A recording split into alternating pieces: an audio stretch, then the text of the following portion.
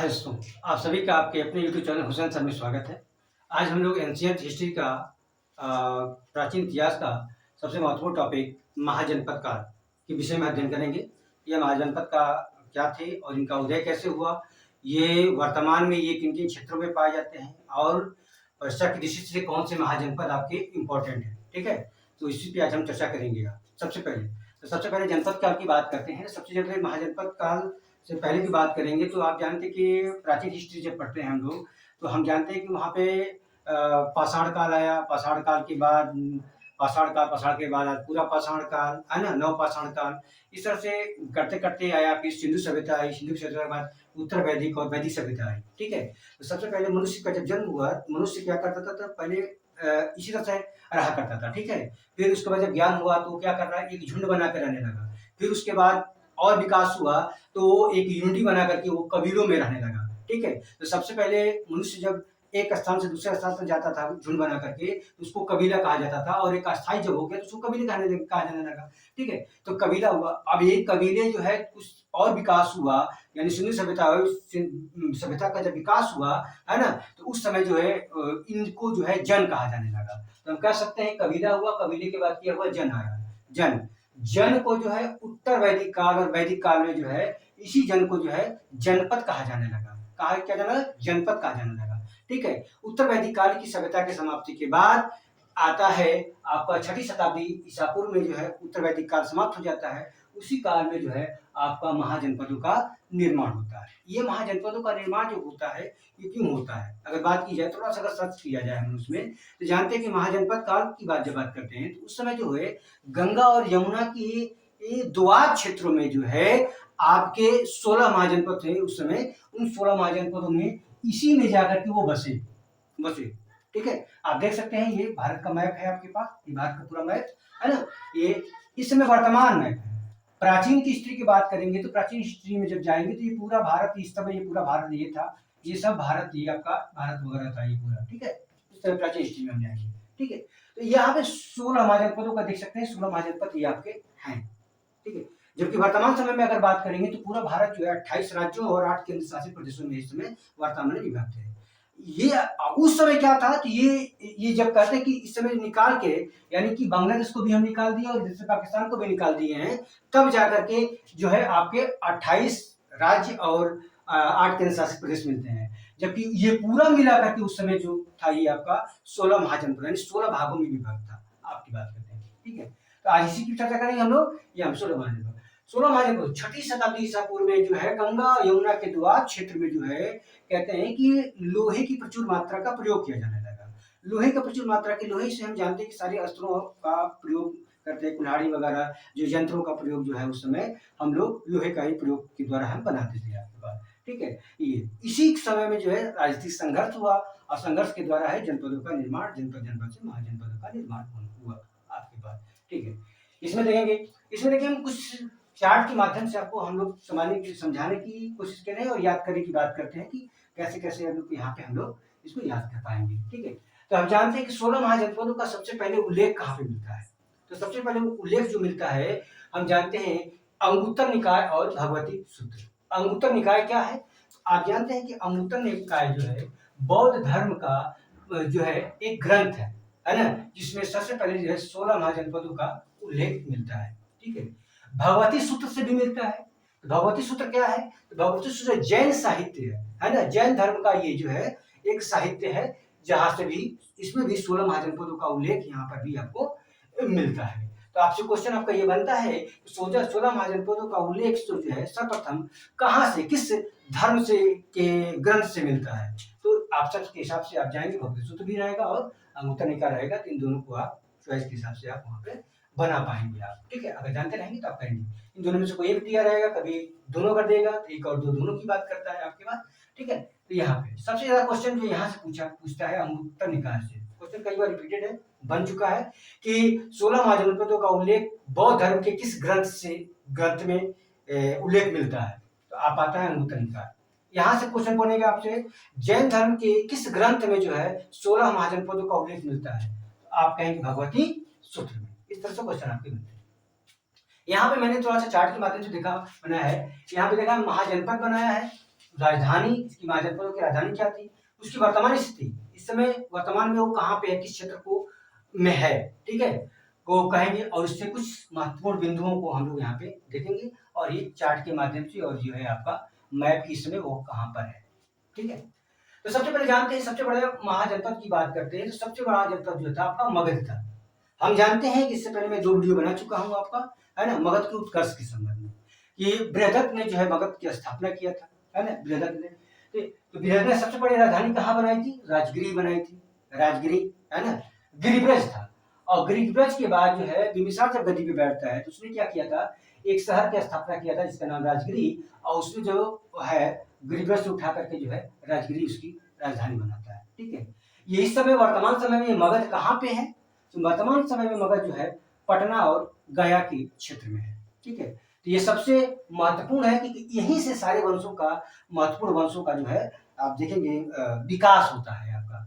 उस समय के 16 महाजनपदों में सबसे बड़ा महाजनपद अगर कहेंगे तो ये आपका मगध ही था, मगध था, ठीक है। यहाँ से हम कहते हैं कि हर एक वंश का शासक जो है बिंबिसार जो है गद्दी पे बैठता है और हर एक वंश की स्थापना करता है, उसके बाद से सुनाग आएगा, उसके बाद फिर आपका इस तरह से आप, है ना, आगे क्रम जो हम लोग यहाँ पे बढ़ते हुए चले जाते हैं, ठीक है। इसलिए इम्पोर्टेंट अगर कहेंगे हम लोग तो ये मगध सबसे बड़ा इम्पोर्टेंट हमारा होता है, ठीक है। यहाँ आएंगे तो मगध के बाद आता है अंग। अंग का उल्लेख, अंग महत्वपूर्ण हो जाता है। अंग की राजधानी क्या थी, चंपा थी, और ये वर्तमान स्थिति कहाँ पे है, जिसकी भागलपुर में। अंग का उल्लेख की बात करेंगे तो बिंबिसार ने सबसे पहले जो है अंग राज्य को जीत करके जो अपने राज्य में युद्ध के माध्यम से मिलाया था, इसलिए जो है अंग आपका जो है यहाँ से महत्वपूर्ण हो जाता है, ठीक है। उसके बाद उसने, बिंबिसार ने जो है वैवाहिक संबंधों के द्वारा जो है अन्य राज्यों को जो है अपने अधीन मिलाता है और समझौता करता है, ठीक है, शादी के माध्यम विवाह के द्वारा, हम लोग जानते हैं इस बात को, ठीक है। उसके बाद देखेंगे तो यहाँ पे आएगा वजिष्ठ संघ। वजिष्ठ संघ भी यहाँ पे देखिए महत्वपूर्ण है। वजिष्ठ संघ जो है पहला ऐसा था जो गणतंत्र था। गणतंत्र की बात करेंगे सबसे पहले यहाँ पे जो जानते हैं कि राजा जो है राजतंत्र हुआ करता था, और एक राजा था राजतंत्र था, ठीक है।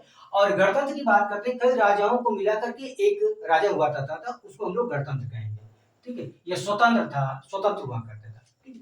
तो ये गणतंत्र, ये वजी जो है कुल कितने भागों में विभक्त था, तो वजी जो है कुल 8 वंशों में विभक्त था, कुल 8 वंश में विभक्त था, जिसमें से प्रमुख वंश जो आपके थे 3 है, विदेह, वजी और लिच्छवी। लिच्छवी इंपॉर्टेंट हो जाता है कि लिच्छवियों की ही राजधानी जो है क्या थी, वैशाली थी। संयुक्त राजधानी जो है लिच्छवी संघ की राजधानी की बात करते हैं, कहा जाता है कि इसकी राजधानी क्या थी, वैशाली थी। लिच्छवी, लिच्छवी के ही यहाँ पे जो चेलना थी, चेलना से जो है बिंबिसार ने जो क्या किया था, शादी किया था, है ना, और ऋषियों को जो अपने ने जो है इसको मिलाया था, तो ये आप जानते हैं, ठीक है। यहाँ पे और ये भी जानते हैं बिंबिसार को, बिंबिसार ने जब मगध पे गद्दी बैठता है और जब ये शादी करता है आपसे, है ना, तो यहाँ पे देखें काशी, काशी का उल्लेख आता है। काशी महत्वपूर्ण है। काशी क्या है, तो काशी की राजधानी क्या थी, तो वाराणसी थी। वाराणसी आज भी वाराणसी है इस समय में, और यहाँ पे भगवान भोलेनाथ शंकर का जो है यहाँ पे मंदिर है, बहुत ही है आपका प्रसिद्ध मंदिर है यहाँ पे है, ठीक है। यहाँ पे और यहाँ पे जानते हैं कि हिंदू धर्म का एक पवित्र स्थल है। यहाँ पे कहा जाता है कि अगर यहाँ पे कोई व्यक्ति की अगर मृत्यु हो जाती है तो सीधे जो है स्वर्ग में जाता है, ठीक है। और एक मगहर पड़ता है, जानते हैं कि जो गोरखपुर के इलाके में पड़ता है, वहाँ पे कहते हैं कि वहाँ पे अगर मृत्यु व्यक्ति हो जाता है तो नरक में जाता है, ऐसी मान्यताएं हैं आपके पास, ठीक है। तो ये सबसे पवित्र स्थल अगर कहेंगे, काशी जो है सबसे पवित्र स्थल था, ठीक है। और यही इसी काशी को जो है बिंबिसार ने जो है, बिंबिसार से जब शादी होता है प्रसेनजीत की जो कौशल राजा प्रसेनजीत था, है ना, तो वहाँ के उसी की जब बहन से कोसला से जब शादी होता है तो इसी काशी को जो उसने जो है दहेज के रूप में जो है बिंबिसार को दिया था, इसलिए जो है काशी यहाँ से जो है क्या कहते हैं हम लोग, ये महत्वपूर्ण हो जाता है परीक्षा की दृष्टि से, ठीक है। कौशल, कौशल की बात करते हैं तो कौशल, कौशल का भी है, तो कौशल 2 भागों में विभक्त था। कौशल की राजधानी जो थी 2 थी, एक थी श्रावस्ती और दूसरी थी कुशावती। कुशावती, कुशावती ये आपका उत्तरी, ये 2 भागों में विभक्त था, किसके द्वारा, तो सरयू नदी के द्वारा। सरयू नदी जो है कौशल राज्य को 2 भागों में बांटती थी, एक की राजधानी थी श्रावस्ती और दूसरा की आपकी था आपका कोसावती। यानी उत्तरी कोसल की राजधानी श्रावस्ती और दक्षिणी कोसल की राजधानी क्या थी आपकी कोसावती थी। ठीक है, यहाँ पे सरयू नदी इसको दो भागों में बांटती है। इस समय वर्तमान कंडीशन में कहाँ पे है ये कौशल पड़ता है, तो ये फैजाबाद इलाका पड़ता है। और फैजाबाद का उस समय नाम जो है आपका हम जानते हैं कि आपका अयोध्या पड़ गया है। ठीक है, ये उत्तर प्रदेश में है। अब जानिएगा ये तीनों महाजनपद जो है आप देखेंगे तो ये बिहार में है। ये तीनों महाजनपद जो है आपके बिहार में है, मगध, अंग और भज्जी ये है। और ये 8 राज्य आप देखेंगे काशी, कौशल, मल, वत्स, कुरु, पंचाल, सुरसेन और इच्छेदी, ये 8 जो है कहाँ पे पड़ते हैं आपके, तो उत्तर प्रदेश में। आप देखेंगे ये पूरा उत्तर प्रदेश का इलाका है। उत्तर प्रदेश में ये आपके 8 राज्य पड़ते हैं। ठीक है, 8 राज्य उत्तर प्रदेश में पड़ेंगे आपके पास, और बाकी जो है अन्य राज्यों में एक एक राज्यों में आपके पड़ते हैं। तो क्रमवार यहाँ पे देखते हैं हम लोग। ठीक है, तो कौशल की राजधानी यहाँ पे फैजाबाद, और सरयू नदी इसको दो भागों में बांटती है, इसलिए ये इंपॉर्टेंट होता है। ठीक है, मल मल मल गणराज्य जो था, मल भी एक गणतंत्र था। ठीक है, गणतंत्र था, गणराज्य। ठीक है, प्रथम गणराज्य की बात करते हैं तो वज्जी संघ, और द्वितीय गणराज्य की बात करते हैं तो आपका मल संघ। मल की 2 राजधानी थी, एक थी कुशीनगर और दूसरी थी पावापुरी। ये दोनों कहाँ पड़ते हैं, तो वर्तमान समय में आप कहेंगे हम लोग देवरिया में पड़ता है। देवरिया, उत्तर प्रदेश का देवरिया जिला जो है आपका ये पड़ता है आपका मल्ल क्षेत्र। ठीक है, कुशीनगर और आपका पावापुरी। कुशीनगर इंपॉर्टेंट इसलिए हो जाता है कि हम जानते हैं कुशीनगर गौतम बुद्ध का जो है महापरिनिर्वाण जो है आपका कुशीनगर में पड़ता है। तो आपसे क्वेश्चन कब कई बार रिपीटेड है, पूछा है कि गौतम बुद्ध का महापरिनिर्वाण जो है कहाँ पे हुआ था, तो हम जानते हैं कि कुशीनगर में। और जैन धर्म के जो आपके तीर्थंकर थे, राष्ट्र तीर्थंकर की बात करते हैं, उनका महावीर स्वामी का जो है कहाँ पे हुआ था, तो पावापुरी। ठीक है, तो ये दोनों राजधानियां जो है मल्लों की 2 राजधानियां थी, एक कुशीनगर और दूसरी थी आपकी पावापुरी। तो दोनों इंपॉर्टेंट हमारे की परीक्षा दृष्टि से। अब कई बार यहाँ से क्वेश्चन आपके यहाँ से बनते हैं। ठीक है, आइए वत्स। वत्स की बात करते हैं, वत्स की राजधानी कहाँ पे थी, तो कौशाम्बी थी। ये वर्तमान समय में कहाँ पड़ता है, तो प्रयाग। प्रयाग अर्थात इलाहाबाद का क्षेत्र जो है आपका प्रयाग पड़ता है। ये भी बहुत इंपॉर्टेंट हो जाता है। यहाँ पे बात करते हैं तो ये महाभारत काल की घटना है। हस्तिनापुर, कहते हैं कि हस्तिनापुर में विष्णु पुराण में उल्लेख मिलता है आपका, विष्णु पुराण में, कि जब हस्तिनापुर जो है गंगा में विलीन हो गया था, मतलब डूब गया था, तो उस समय जो है महाभारत काल में जो है उसकी राजधानी क्या बनाई गई थी यहाँ पे, तो कौशाम्बी बनाई गई थी, कौशाम्बी। ठीक है, ये भी इंपॉर्टेंट है आपके पास। महाभारत काल से अगर जोड़ेंगे तो इसको आपको हम लोग याद कर पाते हैं। ठीक है, और चूंकि प्रयाग है, प्रयाग महासंगम है, गंगा यमुना और सरस्वती का संगम यहाँ पे है, इसलिए ये जो है हमारा ये इंपॉर्टेंट हो जाता है। प्रयाग को ध्यान में रखते हुए ये वर्ड से इंपॉर्टेंट हो जाता है। ठीक है, कुरु, कुरु की बात करते हैं तो कुरु की राजधानी क्या थी, इंद्रप्रस्थ थी। आप जानते हैं कि पांडवों को जो है इंद्रप्रस्थ जो है, जब दुर्योधन जो है इंद्रप्रस्थ देता है ना, एक नए शहर का निर्माण करते हैं और नगर का निर्माण कर करके भूमि दिया जाता है उसको, और उसको जो है पांडव जो है उस भूमि पे जो है एक नए महल का निर्माण करते हैं। आप लोग महाभारत काल में आप देखे होंगे आप, है ना। तो महाभारत में आपका उल्लेख है इसमें कि उसने जो है इंद्रप्रस्थ की स्थापना करते हैं, और इंद्रप्रस्थ एक नए शहर की स्थापना करते हैं, बनाते हैं। ठीक है, उसका नाम इंद्रप्रस्थ रखते हैं। ठीक है, तो ये कुरु की राजधानी क्या थी, इंद्रप्रस्थ थी। तो ये भी इंपॉर्टेंट है। ये कहाँ पे पड़ता है, तो ये आपका दिल्ली क्षेत्र, वर्तमान समय में अगर कहेंगे तो दिल्ली का, हरियाणा के इलाके के आसपास ये आपका ये पड़ता है, आपका दिल्ली इंद्रप्रस्थ आपका पड़ता है, दिल्ली में ही पड़ता है। ठीक है, महाभारत काल से संबंध है आपका इससे, है ना। यहाँ पे देखिए पांचाल, पांचाल प्रदेश की बात करेंगे तो पांचाल से ही आपकी पांचाली थी, जिसका नाम था द्रौपदी की बात करते हैं, द्रौपदी इसी पांचाल की थी। ठीक है, इसकी 2 राजधानियां थी। नॉर्थ, उत्तरी पांचाल का राजधानी था अहिच्छत्र था। ठीक है, और दक्षिणी पांचाल का नाम था आपका काम्पिल्य था। काम्पिल्य से ही आप बात करेंगे, द्रोणाचार्य जो है इसी काम्पिल्य से थे आपके पास। काम्पिल्य, द्रोणाचार्य की बात करेंगे हम लोग तो यही का। ठीक है, तो पांचाल नरेश था। यहाँ पे अहिच्छत्र जो है कहाँ पड़ता है, तो रामनगर का इलाका पड़ता है, रामनगर बरेली के आसपास की बात करेंगे। और कंपनी जो है आपका फर्रुखाबाद, फर्रुखाबाद ये आप देखेंगे तो यहीं पे आसपास यही वाला क्षेत्र आपका ये पंचाल है। तो आप देख सकते हैं ये पंचाल आपके पास है, और ये आपका पास मल्ल है ना, और ये आपका देखेंगे आपका कुरु है, और ये आपका बज्जी संघ है। काशी कहेंगे तो उत्तर प्रदेश का यही आपका काशी है, काशी पड़ जाता है यहाँ पे। अंग की बात करते थे, अंग हम लोगों ने देखा तो अंग जो आपका ये पड़ता है, और मगध जो है ये आप जानते हैं दक्षिण में देखेंगे हम लोग, तो मगध आपका ये बिहार में ये आपका मगध पड़ता है। ठीक है, तो मगध ये है ना, मगध अंग और बज्जी ये तीनों देखेंगे हम लोग लगभग ये बिहार में आपका बिहार का इलाका है। ठीक है, और बाकी ये देखेंगे तो हम लोग क्या जाएंगे, आपका उत्तर प्रदेश का इलाका आपको पड़ता है। सूरसेन देखेंगे, सूरसेन की राजधानी क्या थी, तो मथुरा थी। सूरसेन की राजधानी क्या थी, मथुरा। मथुरा हम जानते हैं भगवान कृष्ण का जो है जन्म वहीं पे हुआ था, मथुरा में ही हुआ था, है ना। ये जिसके मामा कंस थे, और इनको कहा जाता है, इनको वासुदेव कृष्ण के नाम से जाना जाता है। वासुदेव कृष्ण के नाम से इसलिए जाना जाता है, इनको बोला जाता है क्योंकि इनके पिता का नाम था वासुदेव, है ना, इसलिए इनके वासुदेव कृष्ण के नाम से इनको एक नाम से जाना जाता है। पूछा जाता है यहाँ पे कृष्ण को, ये कृष्ण जो थे घोर अंगिरा ऋषि जो थे उनके शिष्य और देवकी पुत्र के नाम से जाना जाता है। घोर यानी कि इनके गुरु का नाम था, भगवान कृष्ण के गुरु का नाम था घोर अंगिरा ऋषि, है ना, इनके गुरु थे। ठीक है, इसलिए आप जानेंगे मथुरा, सूरसेन और मथुरा बहुत ही इंपॉर्टेंट हो जाता है। कक्षा की दृष्टि से कहेंगे, धार्मिक दृष्टि से भी अगर देखेंगे तो ये आपको इंपॉर्टेंट है। चेदी की बात करेंगे, चेदी की दो राजधानियां थी, वही नॉर्थ और ईस्ट की, साउथ की बात करते हैं हम लोग, तो यहाँ पे देखिए सोत्थिवती और शक्तिमती, ये दो राजधानी थी। सोत्थिवती कहता है या तो कहीं कहीं सोत्थिवती आता है, कहीं कहीं शक्तिमती आता है, तो ये दोनों राजधानी सोत्थिवती या शक्तिमती, या कंडीशन में यहाँ पे ऑब्लिक मैंने यहाँ पे बनाया है। ठीक है, ये वर्तमान समय में कहाँ पड़ता है, वर्तमान समय में ये बुंदेलखंड इलाके में पड़ता है। कहाँ पे, बुंदेलखंड।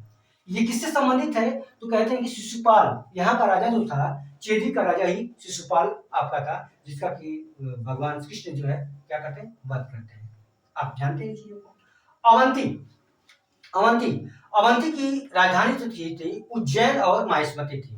दो भागों में, उत्तरी और दक्षिणी भागों में है। उत्तरी का राजधानी उज्जैन है, और दक्षिणी का अगर बात करेंगे हम लोग तो यहाँ पे माहिष्मती है आपका, यहाँ पे है। ये कहाँ पे पड़ता है, तो ये एकमात्र ऐसा इलाका है जो कि आपका ये मध्य प्रदेश में पड़ता है। कहाँ पे पड़ता है आपके, तो ये मध्य प्रदेश में देखेंगे। मालवा कहाँ पड़ता है, तो मध्य प्रदेश में। मालवा और मध्य प्रदेश का क्षेत्र जो है इसमें पड़ता है अवंती, एकमात्र। तो ये इंपॉर्टेंट है कि 16 महाजनपदों में से कौन सा जनपद जो है आपका मध्य प्रदेश में पड़ता है, तो आप जानेंगे यहाँ पे अवंती। ठीक है, अवंती की राजधानी कहाँ पे थी, तो उज्जैन।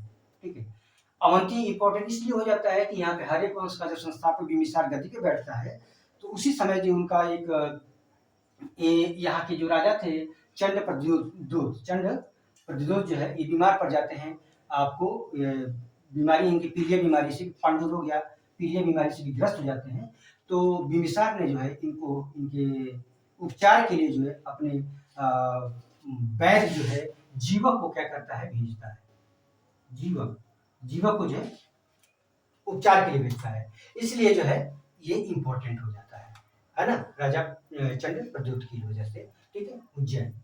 मत्स्य की बात करते हैं, मत्स्य क्या है, तो मत्स्य की राजधानी विराटनगर थी, और ये कहाँ पड़ता है, तो ये राजस्थान में पड़ता है। एकमात्र ऐसा महाजनपद जो कि मत्स्य जो है कहाँ पे पड़ता है, तो राजस्थान में आपका पड़ेगा मत्स्य। ये देख सकते हैं, ये राजस्थान का इलाका है, यही आपका पड़ता है। ये अवंती देखेंगे तो ये पूरा आपका मध्य प्रदेश का इलाका है, तो ये आपका अवंती यहाँ पे है, और मत्स्य आपका यहाँ पे आप देख सकते हैं। ठीक है, यहाँ पे इसका संस्थापक था, यहाँ पे कभी क्वेश्चन अगर आपसे बन जाए कि विराटनगर की स्थापना किसने किया था, तो एक राजा था, एक नामक युवक था जो है, इसका नाम था विराट नामक राजा था, है ना, उसी ने इसकी स्थापना किया, और इसी अपने नाम पे ही इसका नाम रख दिया, क्या दिया, विराटनगर रख दिया। ठीक है, तो मत्स्य की राजधानी क्या थी, विराटनगर।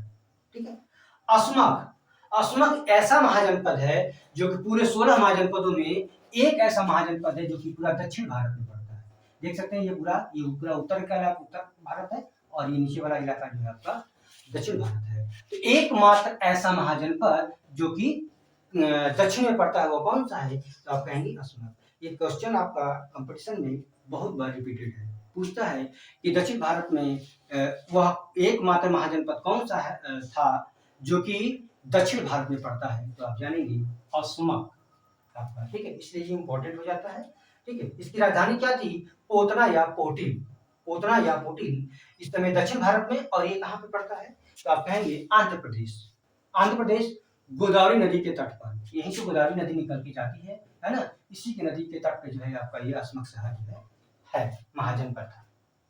ठीक है, आएंगे 15वां की बात करेंगे। 15वां और 16वां ये दोनों ऐसे महाजनपद है, कंबोज और गांधार, ये भारत में नहीं है। तो क्या ये क्वेश्चन आपसे बन सकता है और बनता है कि वो कौन से महाजनपद, 16 महाजनपद में से कौन से दो महाजनपद ऐसे हैं जो कि इस समय भारत से बाहर हैं? तो एक है कंबोज और दूसरा है आपका गांधार। ठीक है, कंबोज की राजधानी क्या थी? तो राजपुर या हाटक बोलते हैं, राजपुर या हाटक, है ना। ये कौन सा इलाका है? तो हम जानते हैं कि पाकिस्तान में राजौरी और हजारा दो डिस्ट्रिक्ट हैं, वहीं पे ये वही क्षेत्र जो है इसमें वर्तमान में जो है कंबोज आपको पड़ता है। प्रमुख स्थल इसका है यहाँ पे है, इसमें देखेंगे, इसमें श्रेष्ठ घोड़ों के लिए ये प्रसिद्ध है, यानी कि सबसे ज्यादा श्रेष्ठ घोड़े जो कहाँ से पाए जाते थे? तो आपके कंबोज में पाए जाते थे। ठीक है, गांधार, गांधार देखेंगे तो गांधार की राजधानी क्या थी? तो तक्षशिला थी। आप जानते हैं तक्षशिला सबसे महत्वपूर्ण हो जाता है क्योंकि यहीं के प्राचार्य थे आपके, प्राचार्य कह सकते हैं, गुरु थे आपके, नाम है आपका विष्णुगुप्त चाणक्य का नाम आता है, जिन्होंने जो है चंद्रगुप्त मौर्य को जो है दीक्षित करते हैं, शिक्षा देते हैं और जो है नंद वंश के अंतिम शासक जो है धनानंद को हटाकर पदच्युत कर जो है मगध की गद्दी पे जो है बैठाते हैं और एक नए वंश का स्थापन, मौर्य वंश की स्थापना करते हैं। और ये पहला ऐसा शासक ये वंश था, मौर्य वंश, जो कि पूरे भारत को जो है रंगने का कार्य करता है, मतलब एकजुट करने का काम करता है आपका। ठीक है, तो ये इम्पोर्टेंट है आपके पास, है ना, तक्षशिला, है ना। ये कहाँ पर पड़ता है? इससे वर्तमान समय में अगर बात करेंगे तो पेशावर और रावलपिंडी का इलाका पड़ता है, और ये मैं आपको बता चुका हूँ, ये भारत के ये, ठीक है, यहाँ पे देखेंगे विद्या एवं व्यापार का केंद्र था। तो है विद्या व्यापार का केंद्र था। सबसे प्राचीन विश्वविद्यालय अगर बात करेंगे तो तक्षशिला ही विश्वविद्यालय आपका था, उसके बाद आपका नालंदा का नाम आता है। ठीक है, तो तक्षशिला था, यहाँ के जो प्राचार्य थे आपके विष्णुगुप्त थे। ठीक है, और ये विद्या का व्यापार का ये केंद्र हुआ करता था। व्यापार का केंद्र का मतलब इसी यहीं से जो है व्यापार का, ईरानियों का पहला आक्रमण जो अगर पहले आते हैं तो यही तक्षशिला में ही आते हैं, पंजाब वाले इलाके में आते हैं। ठीक है, भारत के पुत्र, भारत का भरत जो है एक राजा था, है ना, उसी के पुत्र जो है, पुत्र का नाम का तक्ष था, है ना, उसी ने जो है इस तक्षशिला शहर की स्थापना किया था। तो अगर आपसे कभी क्वेश्चन में पूछ दे कि तक्षशिला की स्थापना किसने किया था, तो भारत के पुत्र तक्ष ने किया था, और अपने नाम पे जो है उसने उसको तक्षशिला नाम दिया था। ठीक है, तो ये कुछ इंपॉर्टेंट था जिसको कि हमने थोड़ा सा बताने का कोशिश किया आप लोगों को। ठीक है, तो आई होप आप लोगों को ये कॉन्सेप्ट समझ में आया होगा। अगर आया होगा तो अपने दोस्तों में ज़्यादा से ज़्यादा शेयर करिएगा और इस चैनल को जो है लाइक शेयर सब्सक्राइब करिएगा। ठीक है, पूरा वीडियो देखने के लिए आप सभी का बहुत बहुत धन्यवाद। Thank you so much. जय हिंद।